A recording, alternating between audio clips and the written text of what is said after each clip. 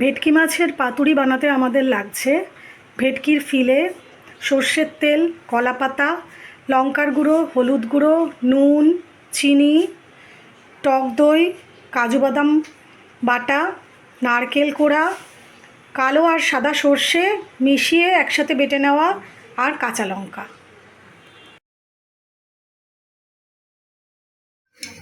প্রথমে টক দইটাকে খুব ভালোভাবে ফেটিয়ে দিয়ে দিতে হবে।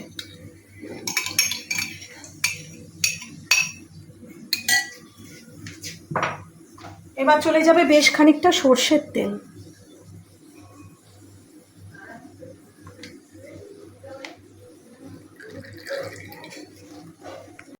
এবার দিয়ে দিচ্ছি সর্ষে বাটা।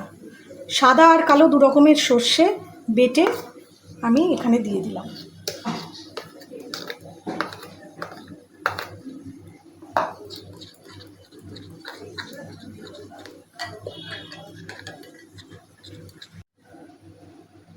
এবার দিয়ে দিচ্ছি নারকেল বাটা,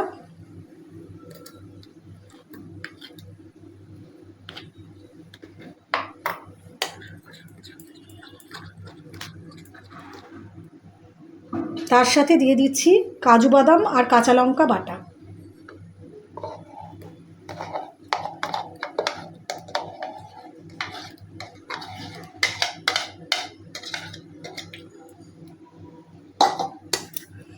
সমস্ত কিছু একসাথে খুব ভালোভাবে মিশিয়ে নিতে হবে।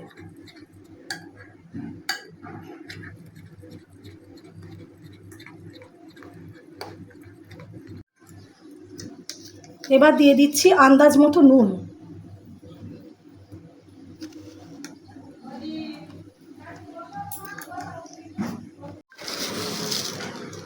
এবার খানিকটা চিনি দিয়ে দিচ্ছি।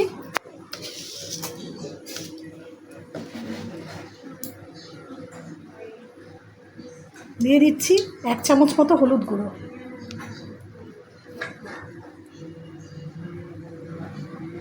লঙ্কার গুঁড়ো দিচ্ছি।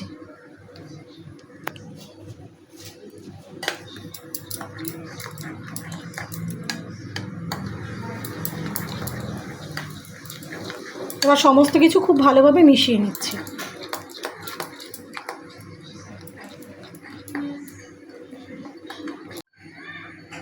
এবার মাছের ফিলেগুলো এক এক করে এর মধ্যে দিয়ে দিলাম।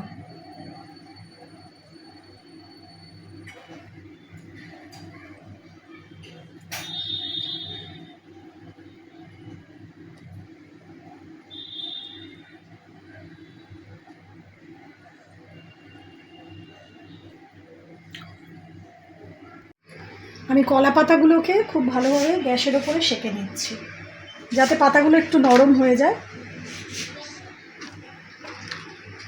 পাতাগুলো নরম হয়ে গেলে পাতুরিগুলো গড়তে খুব সুবিধা হবে।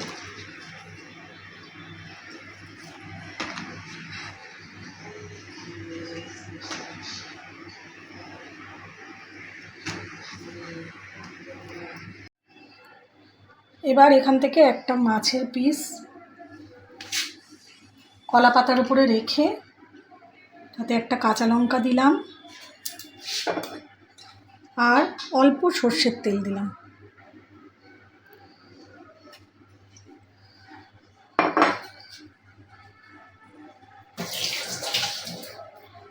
এবার খুব সুন্দরভাবে হালকা হাতে পাতাটা মুড়ে নিতে হবে।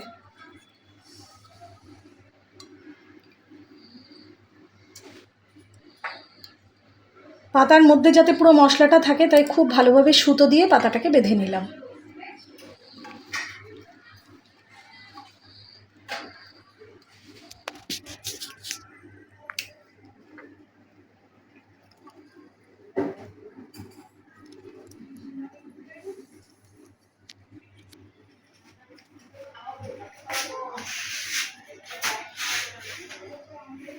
এইভাবে আমি বাকি মাছগুলোকেও কলা পাতার মধ্যে বেঁধে রেডি করে নেব। আমি অল্প একটু তেল দিয়ে তাওয়াটা খুব ভালোভাবে ব্রাশ করে নিয়েছি সর্ষের তেল দিয়ে। এবার আমি পাতুরিগুলো দিয়ে দিচ্ছি।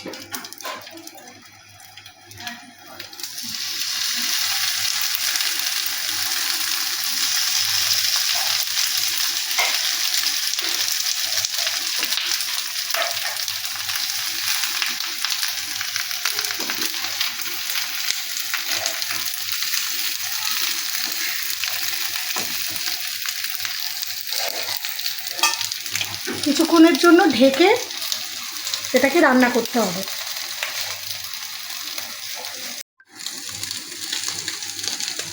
কলা পাতাটা মোটামুটি একটা পিঠ ভাজা হয়ে গেছে, এবার আমি উল্টে দিচ্ছি যাতে ওই সাইডটাও ভাজা ভাজা হয়ে যায়।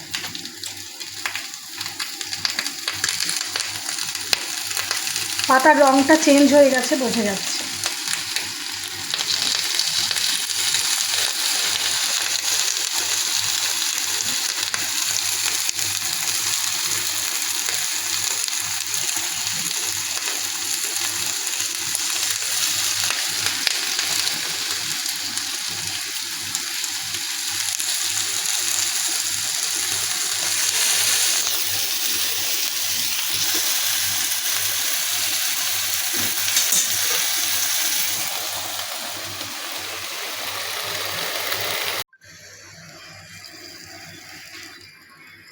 আমাদের পাতুরিগুলো একদম রেডি হয়ে গেছে, এবার আমি নামিয়ে নিচ্ছি।